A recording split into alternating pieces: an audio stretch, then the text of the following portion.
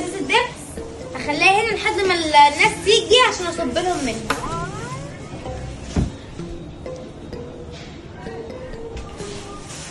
الحمد لله العيال مش هنا، اروح انا بقى احضر الاكل من لما الناس تيجي. ايه ده؟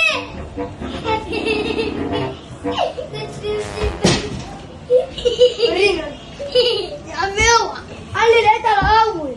وين جبتها يا عم؟ اوعى، كان كل واحد كل واحد عشان هتفس دلوقتي. اوعى بليز يا اخي، اوعى تقولي